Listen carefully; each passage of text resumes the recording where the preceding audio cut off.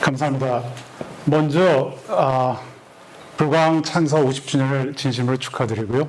그리고 이렇게 귀한 자리에 저를 불러주셔서 대단히 감사히 생각하고 영광으로 생각합니다. 그리고 오늘 이 자리에 와서 저는 성혜영 교수님 강의 끝나면 다들 또 가실 줄 알았는데 남아주셔서 또 감사하고 네, 감사드립니다. 그리고 제가 오늘 하려는 주제가 보면은 철학으로서 불교는 죽었는가라는 건데 이 제목을 보고 아마 지금 온라인에도 많이 계시는데 격분하고 계신 분들이 상당히 계실 것 같아요. 그래서 제가 2016년에 깨달음 논쟁의 얼떨결에 끼어들게 되면서부터 대단히 많은 악플을 받고 여태까지 왔는데 지금도 이제 어떤 악플을 달까 고민하고 계시는 분들도 계실 것 같은데 제가 이제 철학으로서의 불교를 얘기하는 거지 불교 자체를 얘기하는 건 아니거든요. 그러니까 좀 잠시 진정하시고 말씀을 끝까지 들어보신 다음에 악플을 다시더라도 다시는 걸로 이제 했으면 좋겠습니다. 제가 이제 유건진 실장께 사실은 허락을 좀 구했어요. 아무래도 오늘 사고를 칠 것 같은데 크게 사고 좀 쳐도 되겠냐고 분란을 일으킬 것 같은데 대환영이라고 그러셔서 불광이 워낙 열린 자세를 가지고 계신 분들이기 때문에 사실은 근데 사고 치면 안 됩니다 그러는 것보다 마음대로 하세요 이 말이 더 무섭거든요. 사실 알아서 처신해라 이러는 느낌이 들어가지고 그런데 오늘 조금만 사고를 치겠습니다. 그래서 제가 제목을 두 개를 드렸어요. 유건준 실장님께 제목을 두 개를 드렸는데 하나는 철학으로서의 불교는 죽었는가 하고 또 하나는 불교 철학은 죽었는가 하는데 두 개를 번갈아 쓰셨어요. 재치 있게. 예. 그래서 재미있는데 제가 아직 교육한 지 사흘 겨우 됐고 1년에 한국말로 강의를 할 경우가 한 번 있을까 말까 그래서 제가 한국을 떠나기 전까지는 한국에서 저보다 한국말 잘하는 사람이 아프리카 청춘이다의 저자 김남도 교수라고 있지 않습니까? 저보다 고등학교 1년 선배고 대학 때 동아리 생활을 같이 했는데 내가 저 사람 다음으로 한국말을 잘한다고 생각을 했어요. 근데 이제는 학자면은 저보다 한국말 못하는 한국분이 한 분도 없으신 것 같아요. 한국에 계신 분들 중에. 그래서 이제 죄송한데 대신 제가 영어는 제일 잘할 거라는 그런 스스로 위안을 삼고 있습니다. 그러니까 조금 인내해 주시면은 발언을 똑바로 하도록 노력해 보겠습니다. 자, 불교 철학은 죽었는가? 근데 이제 이 제목을 보고 격분하시면 안 되는 게 제가 불교가 죽었는가라는 감히 이런 방자한 질문을 던진 건 아니거든요. 그래서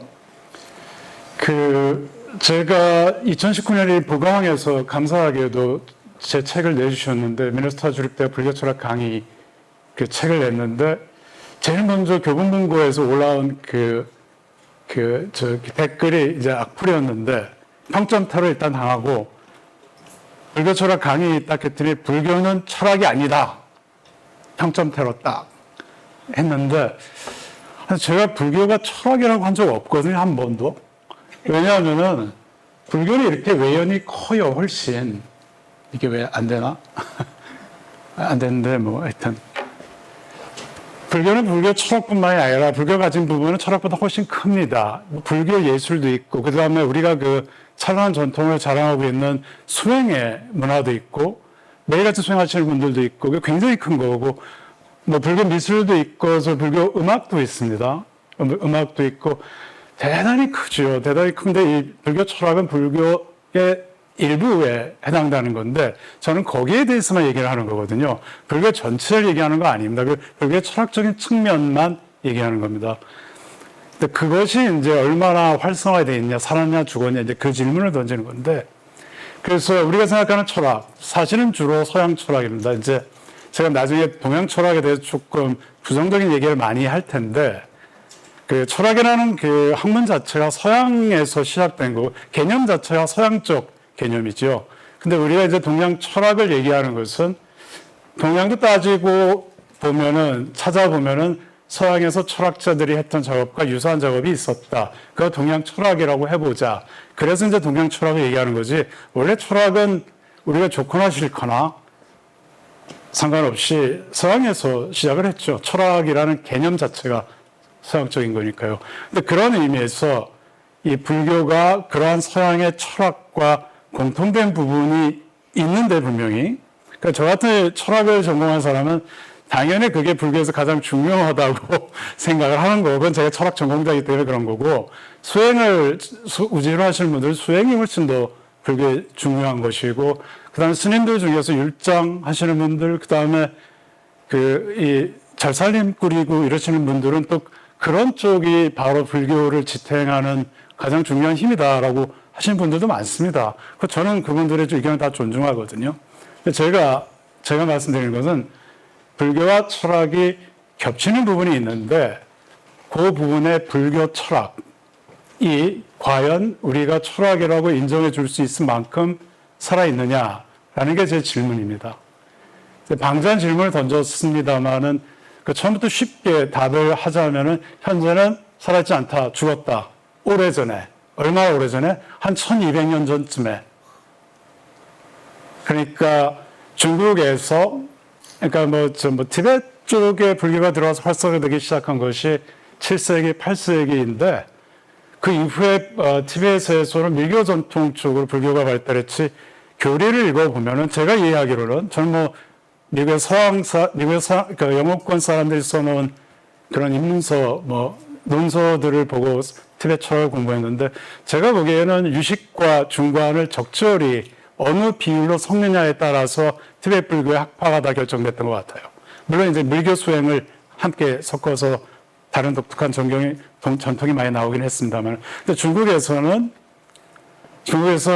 이 천태와 화엄 이후에는 철학으로서의 불교가 발달했다는 증거는 찾아보기 어렵습니다. 모두 다 선으로 돌았죠. 그 선은 이제 문자를 떠나기를 원하는 전통이니까 철학적으로 불교를 한 사람들은 아니죠. 그냥 수행, 참선 위주로 해서 다른 차원의 다른 종류의 불교를 하신 분들이지 철학으로서의 불교를 한 분들은 아니에요. 그렇기 때문에 사실 이건 대단히 서양 철학적인 관점에서 얘기하는 겁니다만은 그런 관점에서 보면은 불교 철학의 역사는 7세기에 끝났습니다. 그때 새로운 불교 철학은 태동을 멈추었어요. 그리고 지난 1400년 동안 뭐 했냐 하면은 열심히 수행했고, 그 다음에는 우리 동아시아에서는 중국 불교와 도교와 자기네 유교를 섞어서 만든 성리학에 의해서 무참히 밟혔죠, 사실은. 정치적으로만 깨진 게 아니라, 이제 왜 성리학자들이 셌냐면 과거 시험이 다 그쪽 시험이기 때문에 이 사람들이 그쪽 공부를 많이 해서는 정권을 잡고서는 자기들 권력으로 불교를 탄압하니까 이제 불교가 많이 탄압당한 건데, 근데 반드시 정치적 권력만 가지고 불교를 성공적으로 탄압했다기보다는 이 철학적인 측면에서도 중국 불교 이후 7세기 이후 발달을 멈췄기 때문에 그때까지 완성된 이 중국 불교와 도교와 유교를 섞어서 아주 새로이 만들어낸 성리학, 신유학이라고 하죠. 성리학과 양명학의 사상적 공세를 막아내지 못했어요, 불교가. 우리 동아시아 불교가. 그래서 더욱더 그 사망선고가 그냥 내려진 겁니다. 근데 이제 다시 일어나려고 많이 하고 있죠. 이제 다시 일어나려고 많이 하고 있는데 그 사이에 서양 사람들이 불교 공부도 많이 해버렸어요. 그래서 이제 경쟁이 될 정도가 돼 있는데, 그래서 저는 이렇게 불교와 철학의 교집합에 해당되는 불교 철학이 과연 정말 살아있는 철학을 할 수 있는가? 라는 이제 노래를 하려고 합니다. 저는 물을 좀 마셔야 될 것 같은데. 이게 지금 잠잘 시간이어서 갈증이.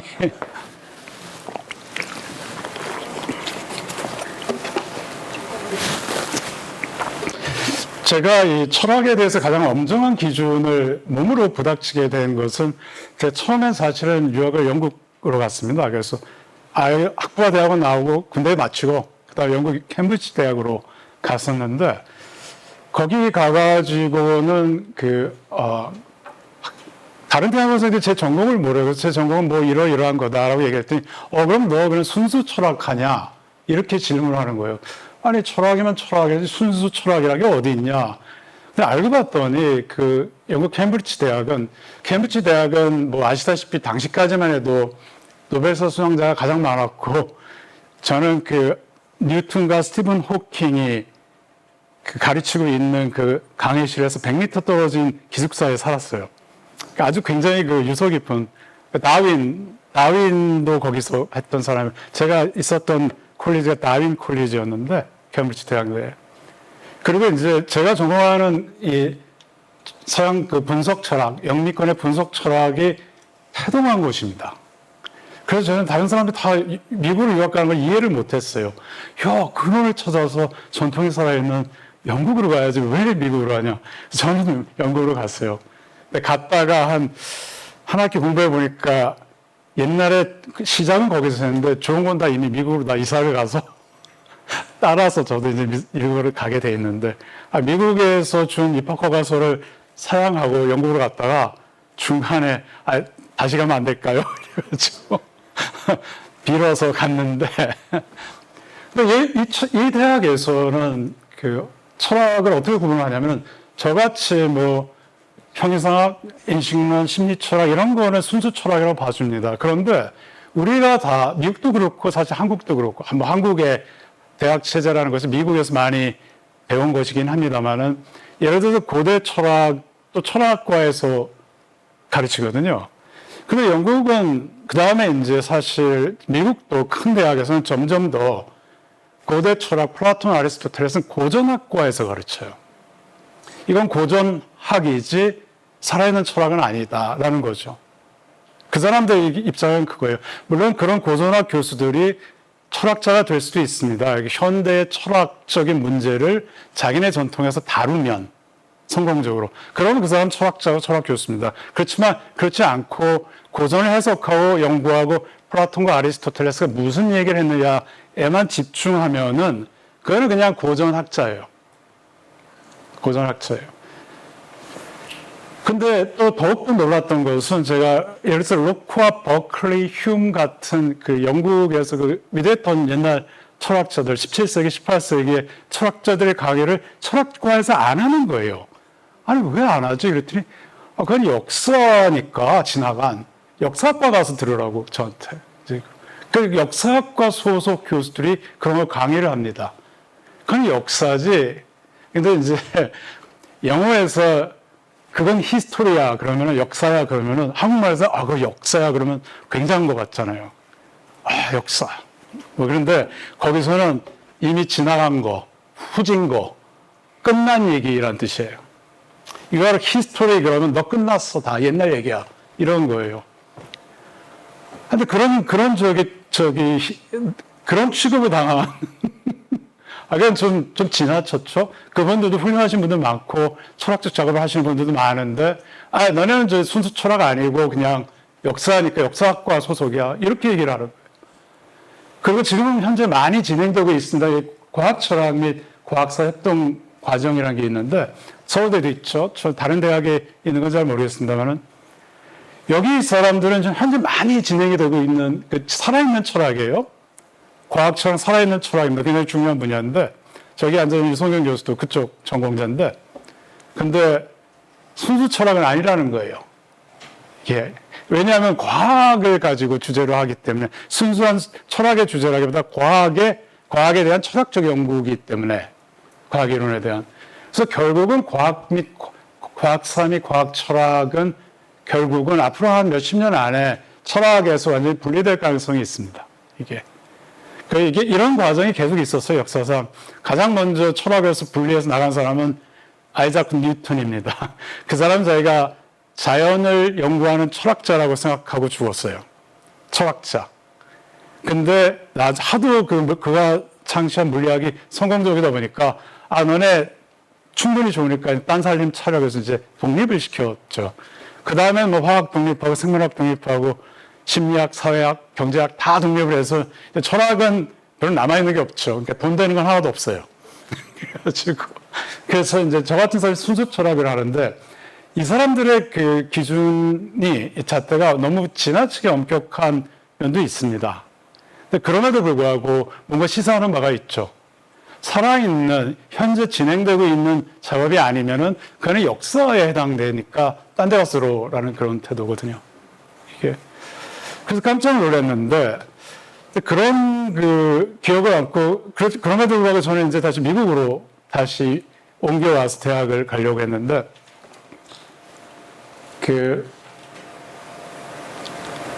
이게 안 넘어가는데요.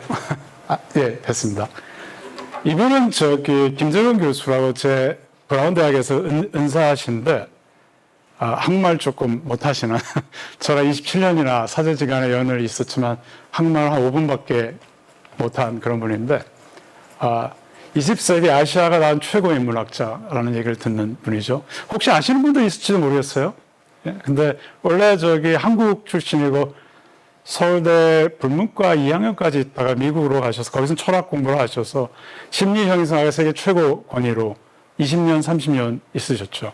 근데 제가 이분에게 이제 배우러 사실 이제 입학을 받았다가 사양하고 왔다가 영국 갔다가 다시 선생님한테 가서 배우면 안 될까요? 뭐 그래가지고 가서 이제 배우게 됐는데,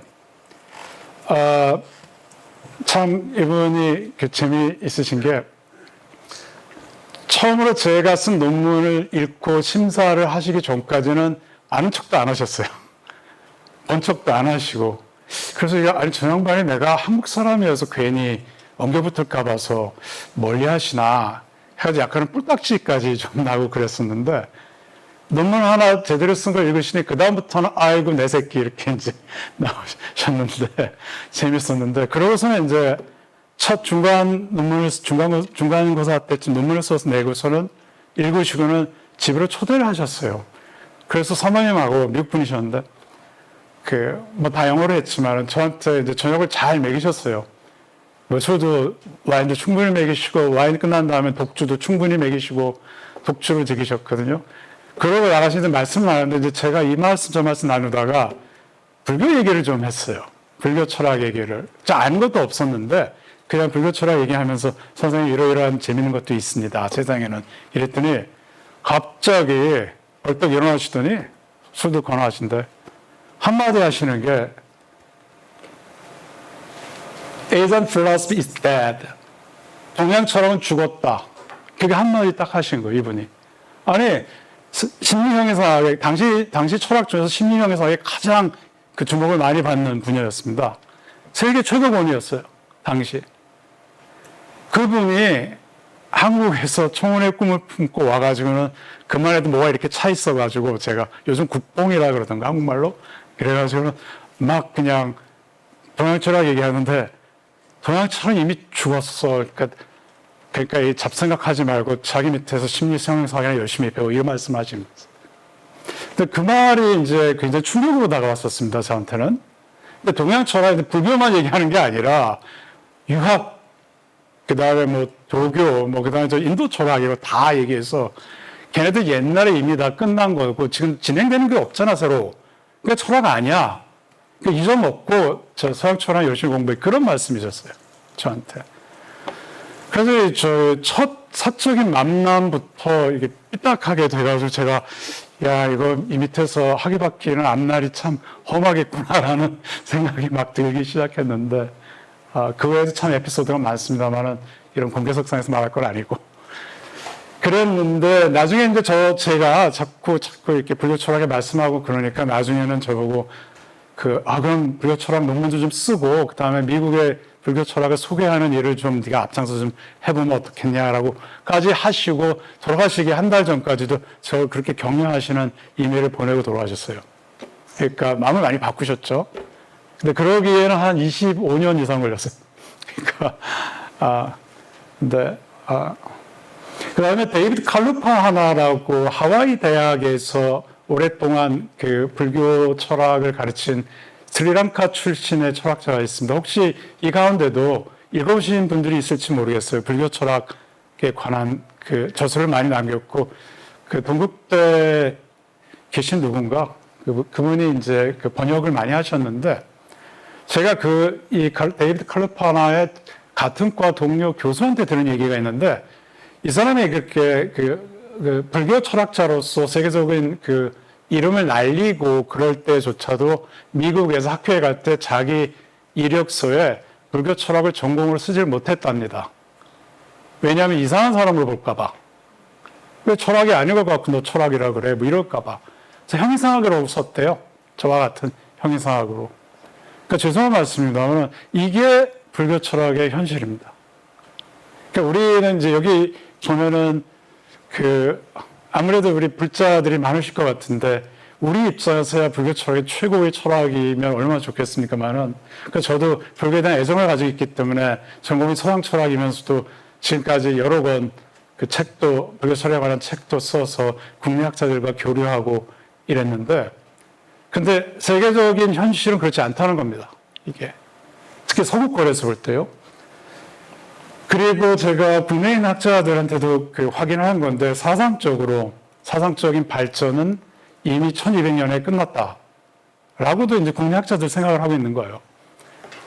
이게 어떻게 된 건가 도대체. 근데 이제 철학과 철학이 아닌 것을 구별하는 가장 좋은 방법 중에 하나는 철학은 아무런 권위도 인정하지 않습니다. 예를 들어서 소크라테스나 플라톤 위대한 철학자들이 얘기해 놓은 거라고 해서 그거 갖고 야 플라톤이 이렇게 얘기했어. 근데 왜 너는 딴소리야 이러면은 야 플라톤이 그렇게 얘기했으면 한 거지. 그게 나랑 무슨 상관이야. 플라톤에 도전해야 돼요. 근데 우리 불교에서는 예를 들어서 부처님께서 이렇게 말씀하셨어. 그랬는데 도전하기 어렵죠. 제가 이게 알게 된 지 얼마 안 되는데 저랑 같이 공부하시는 분들을 통해서 알게 된 건데 무슨 자기 주장을 증명하는 방법 중에 크게 두 가지는 아니는데 하나는 경증이고 하나는 이증이랍니다. 이제 경증은 경에서 부처님께서 이렇게 말씀하셨어. 아니면 부처님의 위대한 제자가 이렇게 말씀하고 노증하셨어. 그러니까 알아들어. 권위를 누르는 거예요, 사실은. 공자께서 이렇게 말씀하셨어. 감히 공자로 도전해 이러는데, 근데 이증은 뭔가 하면은 이치에 맞는 증명, 이치에 맞게 설명하는 논리적인 작업을 통해야 되겠죠. 반드시 논리적인 작업은 물론 필요 조건이고 충분 조건은 아닐 때도 있죠. 그 외에 다른 방식으로라도 여하튼 간에 이치에 맞는 증명을 해줘야지 이론이 통하는 거거든요. 그래야 철학입니다. 근데 철학에서는 경증을 그래서 인정하지 않죠.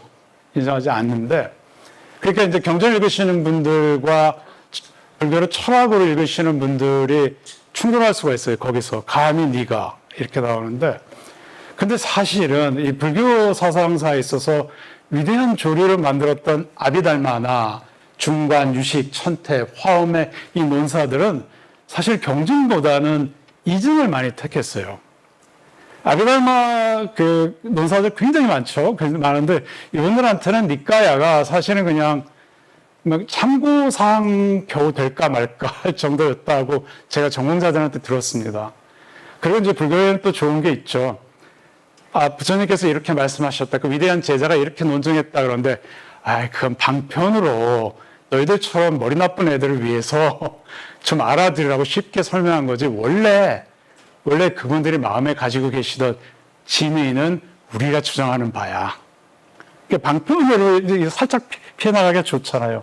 사실 그래서 이제 불교가 철학적으로 많이 발달을 했다고 저는 들었습니다. 근데 이 철학에서는 경전을 인정하지 않고 이증만이 방법입니다.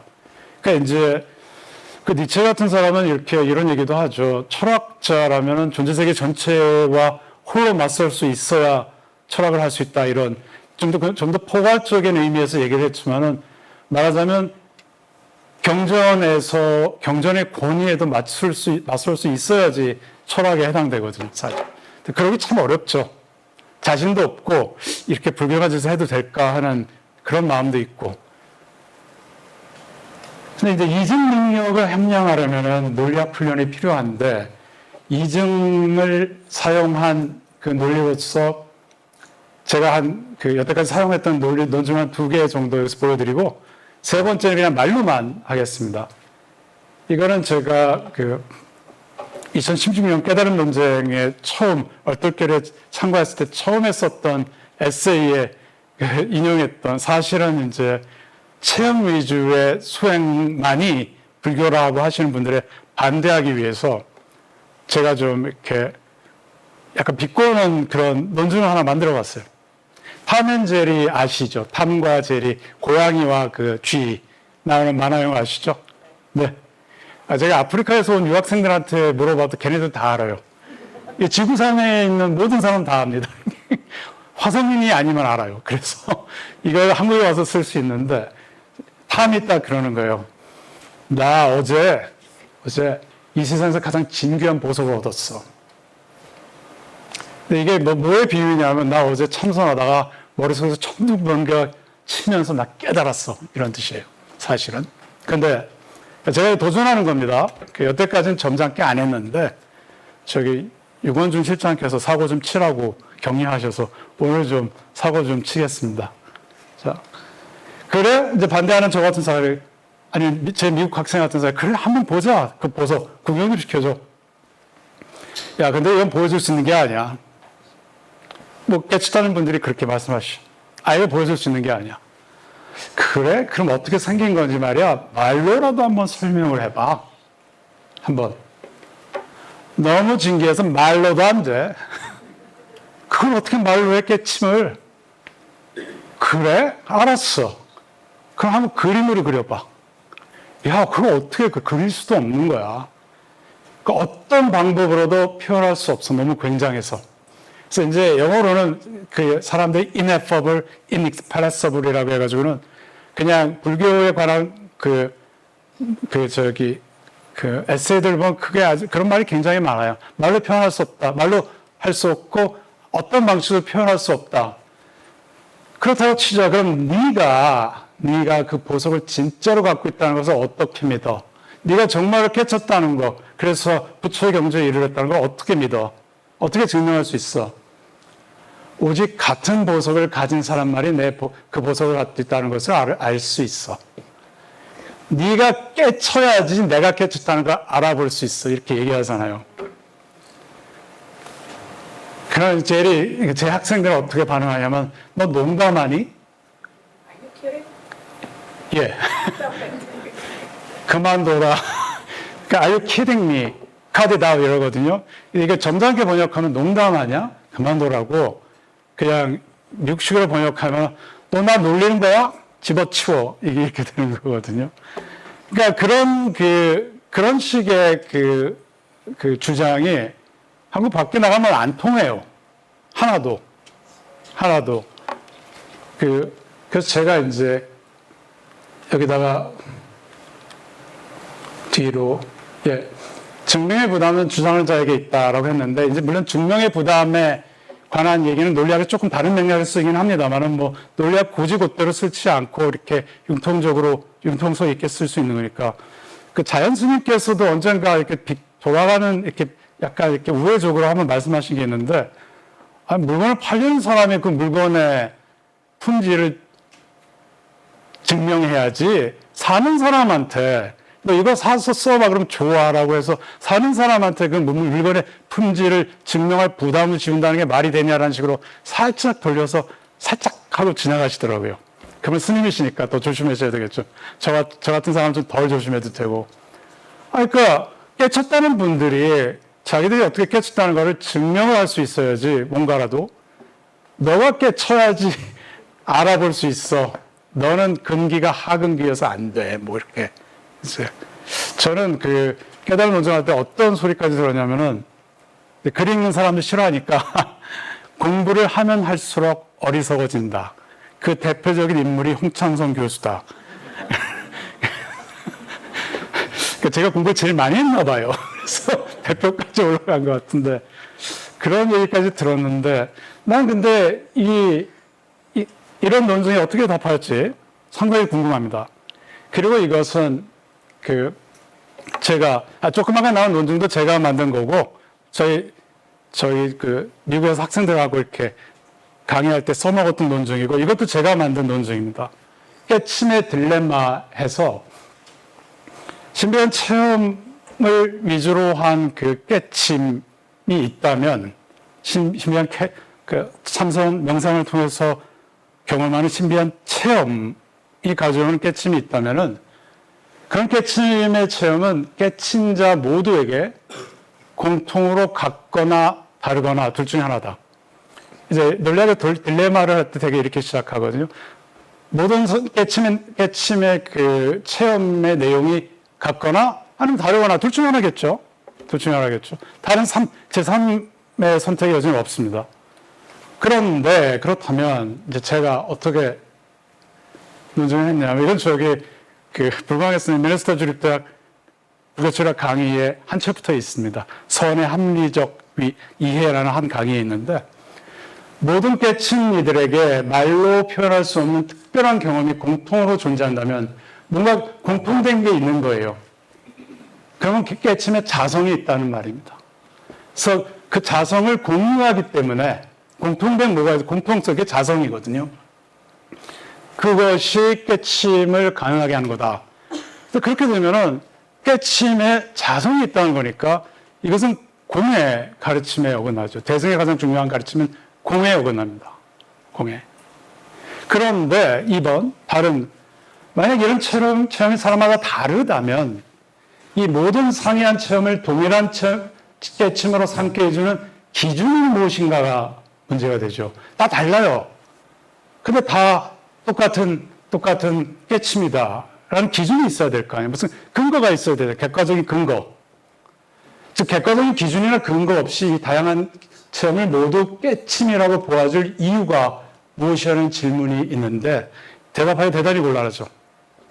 사람마다 다 다른데 그거 다 똑같은 깨침이야. 다 부처님이야. 이렇게 해줄 수 있는 만한 그런 근거, 객관적인 근거가 뭐냐라고 이제 질문을 하죠. 특히 서원철학적 입장에서 그렇게 질문할 수밖에 없습니다. 그런데 이제 더 문제는 뭔가 하면은 만약 그런 기준이 존재한다면 그것은 또 그 기준이라는 게 공통이어야 되잖아요.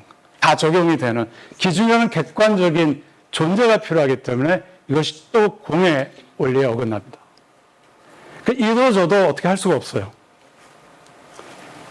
깨달음이 신비한 체험을 통해서 얻어진다면 이 딜레마를 극복할 수 있는 방법은 제가 보기에는 없고, 제가 동도사 승가대학, 해인사 승가대학, 그 다음에 여기저기 가서 이걸 냈는데 한 사람도 제대로 답한 적이 없고 한 스님도, 그 다음에 책을 내고 지금 벌써 5년이 지났는데 한 명도 저한테 답변한 사람 없습니다. 아직. 고얀 놈이라고 속으로 흉은 많이 보셨겠지만, 그래서 체험의 공통점이 있다면 공에 어긋나서 안 되고, 없으면 그것이 깨달음의 척도가 될 수 없다는 문제가 생겨 딜레마에 빠집니다. 이 딜레마를 해결하지 못하는 한 특정한 경험, 체험 또는 체득을 통해 얻는 깨침을 진정한 깨달음이라고 보기 어려울 것이다 라는 게 제 주장입니다. 지금 그래서 제가 두 가지 논리적인 증명을 했죠. 하나는 증명의 부담은 주장하는 사람에게 있고, 다른 하나는 이 깨침이라는 그 신비한 체험을 통해서 얻는 깨침이 깨달음이라고 주장하면은 공의 원리가 어긋난다 라는 이 딜레마. 이걸 어떻게 극복할 것인가. 그건 이제 5의 1과 5의 2가 그것이고, 그런데 이제 참 황당한 것은 제가 지금 지적한 문제들은 그냥 대학교 1학년 교양 논리학에서 다 가르친 내용이거든요. 그러니까 논리 중에서 제일 쉬운 논리이고, 서양에서는 2400년 전에, 2300~400년 전에 아리스토텔레스가 다 완성해 놓은 책입니다. 2400년 전에. 그랬는데, 물론 이제 그것이 저 18세기 임마누엘 칸트에 이르기까지도 변하지는 않았어요. 칸트도 아리스토텔레스가 완성해 놓은 그 논리학의 책에는 일반 형식 논리학 그냥 쉬운 건데, 너무나 완벽해서 더 이상 발전의 여지를 허용치 않는다라고까지 잘못 판단할 정도로 훌륭한 책이었는데, 19세기 이후에는 수학적 방법을 이용한 수리 논리학이 발달해서 그 전에까지 있었던 아리스토텔레스 논리학의 한 수백 배 정도 되는 분량의 논리학이 새로 시작됐습니다. 그리고 그 중에 일부는 컴퓨터 언어의 기초가 되고요. 그러니까 철학자들이 많이 기여를 했죠. 그래서 철학을 해서 불교는 논리를 바탕으로 해야 하고, 불교 철학의 방법은 논리학과 병행해야 된다라고 이제 제가 주장하는데, 그러니까 이 분석적인 방법, 논리적인 방법을 통해야지 이게 철학을 할 수 있다는 말입니다. 근데 이제 제가, 좀 이제 방대한 얘기를 조금 더 드려야 되는데, 우리 한국에 있는 철학가들 중에서는 논리학의 니은자도 모르면서 철학 교수라 하는 분들도 있어요. 그러니까 사실 이제 서양 철학을 가르치는 분들은 다 논리학을 강의할 수 있는데, 그렇지 않은 분들이 이제 동양학은 그 자체로서 훌륭하고 위대하고 우리의 존경을 받고 투자를 받아야 할 당연한 부분들인데 굉장히 중요한데, 근데 서양적 관점에서는 동양학은 동양 철학이 아니라고 또 얘기합니다.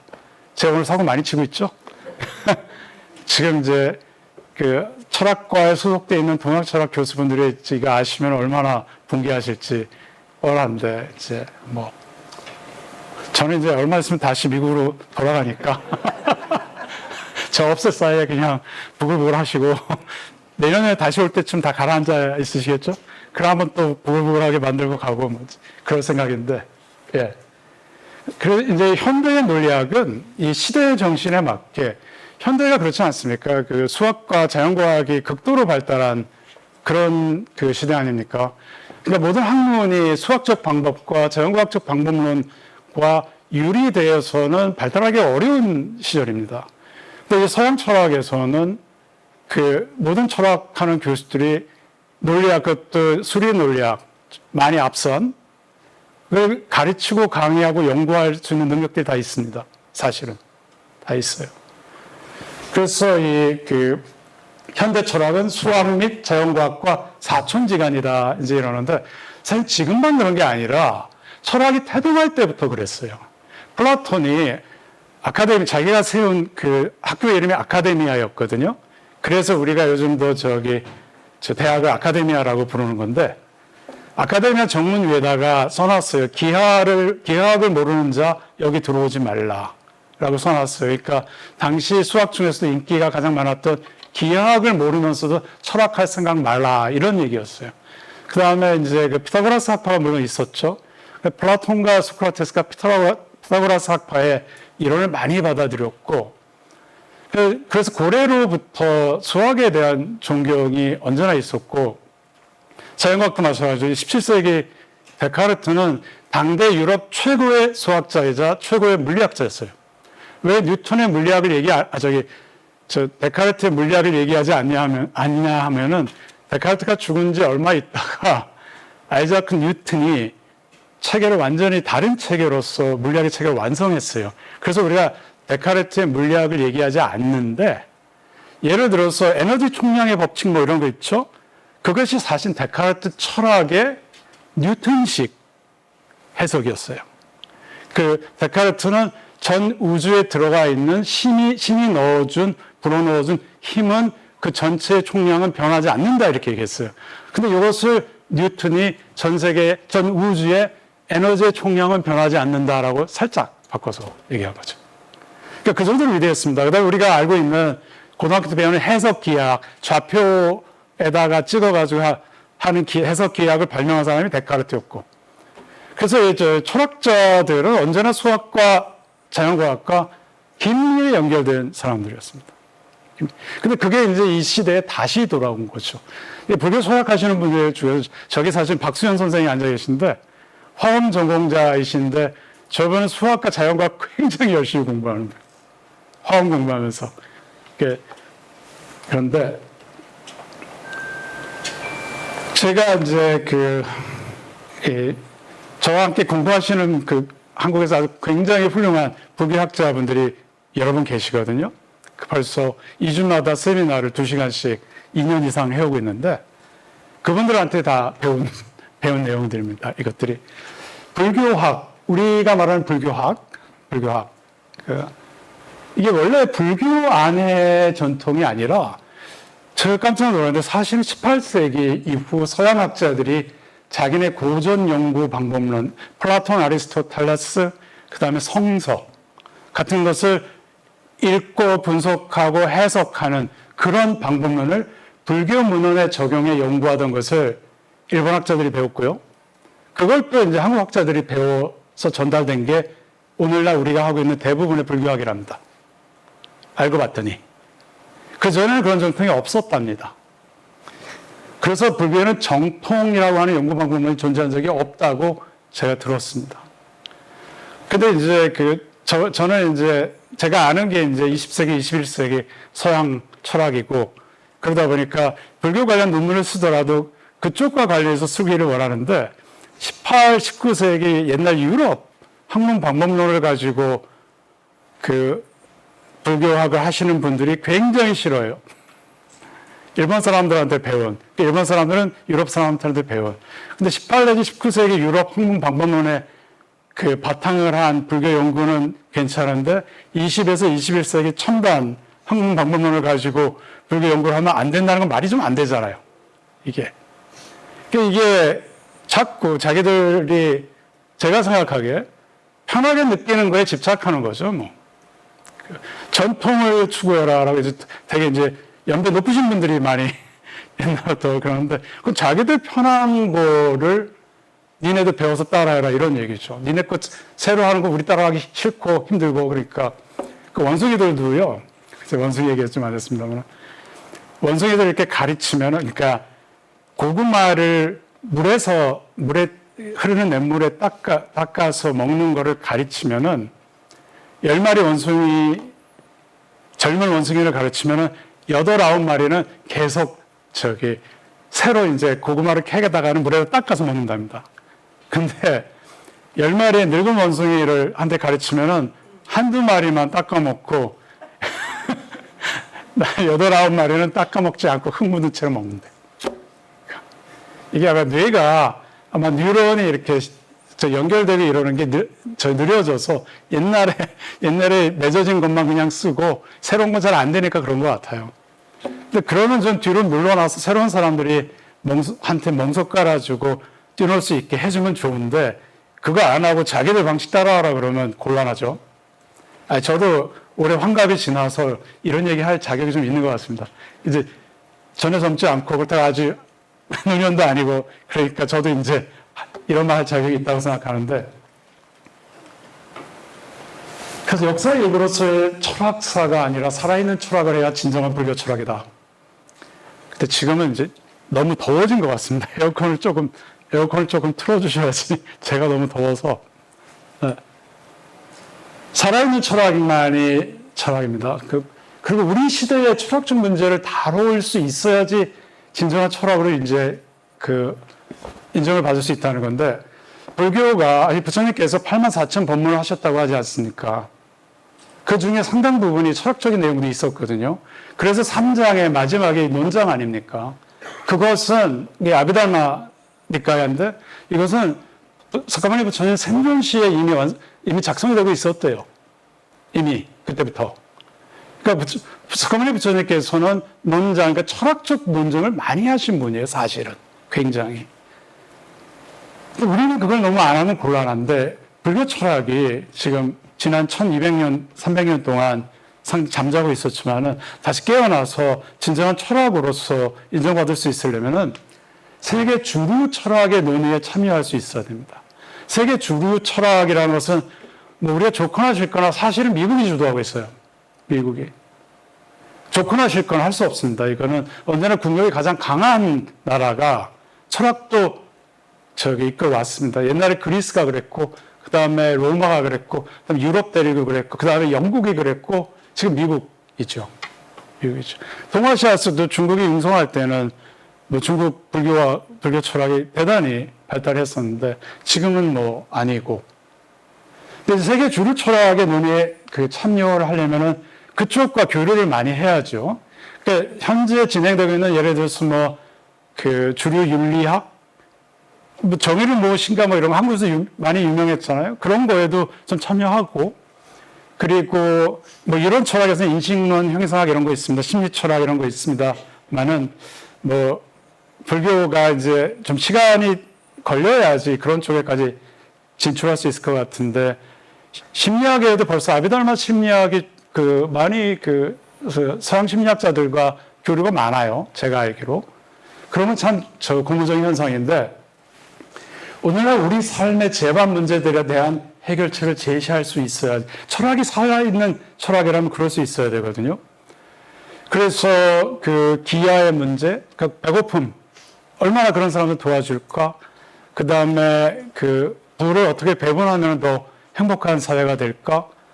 그 다음에 임신 중절 문제 이런 것도 따로 문제가 있고 등등 이 현대에 굉장히 우리 삶과 관련해서 중요한 그런 논의들이 많죠. 그 다음에 남녀 간의 평등 이야기도 있고 이런 문제들에서 불교도 목소리를 내야 돼요. 좀 더 적극적으로. 그래서 이제 과학, 기술, 문명과 불교적 삶의 관계도 올바로 정립시켜야 되는, 이 얘기를 왜 나왔냐면은 현대가 그런 시대이기 때문에 현대의 시대 정신이 과학이고 기술, 문명인데 여기서 벗어난 얘기만 하면은 사람들한테 호소력이 없죠. 불교 철학이 살아있는 철학이려면 이런 얘기 해야 됩니다. 해야 되고. 그리고 이제 제가 불교만 알아서는 불교를 제대로 아는 것이 아니다라고 이제 그러는데 제가 재미있는 얘기 들은 것이 강원들에서 승가대학들에서 학장 스님들이 이제 학인 스님들 유학을 가라고 권유를 하실 때는 꼭 어떻게 하냐면 가서 불교하지 말고 제발 딴 것 좀 해서 학위를 받아와라. 그래야지 불교의 외연이 더 넓어지고 더 좋은 거 아니냐. 불교에 유리하다. 근데 가면 대부분 다 그냥 불교 전공하고 오신대요. 근데 이제 왜냐하면 그게 편하니까. 아는 거니까. 서양 사람 잘 모르고 그분들은 더 많이 아니까. 하기 받기 쉽잖아요. 그래서 그런데 좀 더 용기 있게 새로운 거를 많이 해야 됩니다. 그래서 이 학문의 여러 분야, 그다음에 사회 전반의 많은 분야에 불교도들이 많이 참여를 해야지 불교 철학이 살아날 수 있을 겁니다. 그리고 이제 불교 안에서도 한 가지 수행 또는 공부만 옳다고 집착하면서 다른 수행과 공부를 함부로 무시하는 것은 자기의 수행 공부도 제대로 못하고 있다고 보아야 한다. 하나만 해보고서 어떻게 그것이 옳다고 또는 최선이라고 할 수 있겠는가. 그렇지 않겠어요? 그러니까 공부만 하고서 불교에서 중요시 생각한 개정회에서 회만 하고 계율도 안 지키고 참선 수행도 안 하고 이러면 제대로 된 불자라고 할 수 없겠죠. 근데 개와 정만 하고 아니면 정만 하고 개도 안 지키고 공부도 하나도 안 하면 이게 불자 아니죠. 별로 사실. 근데 이제 어느 때부터인가 그냥 깨치기만 하면 아무거나 다 괜찮다는 식으로 이제 공부할 필요도 없고 공부할수록 어리석어지니까 저같이 그런 분위기가 어떻게 됐는지 모르겠는데 근데 한번 생각을 해보세요. 이것이 한국 밖으로 나가서 미국인이나 아니면은 영국인 아니면 유럽 사람들한테 당신은 공부를 많이 해서 어리석어 공부하면 안 돼 라고 하면 어떤 반응이 나올지 한번 그러고 나서 그런 주장을 해도 해야 될 것 같습니다. 네. 제가 이제 그럼에도 불구하고 한국 불교의 미래가 사실은 밝다고 생각하는 이유 중에 하나는 뭔가 하면은 젊은 출가 수행자들이 좋은 문보기를 보이시는 분들이 계세요. 예를 들어서 이 해인사 승가대학에서는 특강을 개최하는데 1년에 한두 번씩 여름 하한거 특강, 동한거 특강을 하는데 주제들이 굉장히 다양합니다. 주제들이 굉장히 다양해서 저같이 서양철학, 유성현 선생처럼 서양철학 전공한 사람들 불러다가 서양철학 강의도 시키고 그 다음에 자연과학자들 불러다가 자연과학 강의도 시키면서 굉장히 넓게 접근하시고 게다가 더 놀라운 것은 거기 학장 스님과 학감 스님이 인공지능 관련 저수를 내고 강연을 하고 그다음에 인터넷 문화에 대해서 폭넓은 식견을 가지고선 거기에 관련된 윤리적인 문제들을 강연을 통해서 많이 논의하고 계십니다. 이런 건 굉장히 고무적이죠. 근데 이제 제가 더 높은 어른 스님들이 그분들 막지만 좀 않으셨으면 좋겠다는 생각에는 나는 전통과 어긋난 이상한 소리 하고 있는 고얀 놈들 나가 이러지 제발 마시고 좀 그분들이 좀 날개를 펼 수 있도록 좀 도와주시면 얼마나 좋을까 하는 생각이 있고요. 통도승가대학은 행사승각대학보다 오히려 좀 더 전통에 많이 가까운 모든 면에서 그렇거든요. 율도 훨씬 세고 뭐 등등 해서. 그런데 그럼에도 불구하고 저를 불러서는 10주 동안 과목을 하나 맡기셨어요. 제가 이 불교에 관해서 전적으로 서양철학적 방법론만 가지고 서양철학적 방법론이라고 그냥 철학적 방법론만 가지고 불교 교리를 강의할 수 있다. 그러니까 해보라 해가지고 학생 선생님이 맡기셨어요, 저한테. 그래서 재작년 여름에 10주 동안 거기서 강의하고 그때 학연 스님들과 지금까지도 좋은 인연을 맺고 있습니다. 지금 그 학생 스님들은 근데 이제 50대 잘해야 그렇고 학연 스님들은 근데 그보다 연배가 더 낮고 이런 젊은 출가 수행자들 굉장히 진취적이시고 훨씬 열려 있어요. 이분들의 길을 좀 열어주시고 도와주시면은 그 어린 스님들이 얼마나 좋을까 이런 생각을 하고 있습니다. 그래서 이제 제가 이제 막 오늘 고향 소리를 많이 했는데 그럼에도 불구하고 한국 불교 철학의 미래는 밝다 라는 말씀으로 마무리하겠습니다. 감사합니다.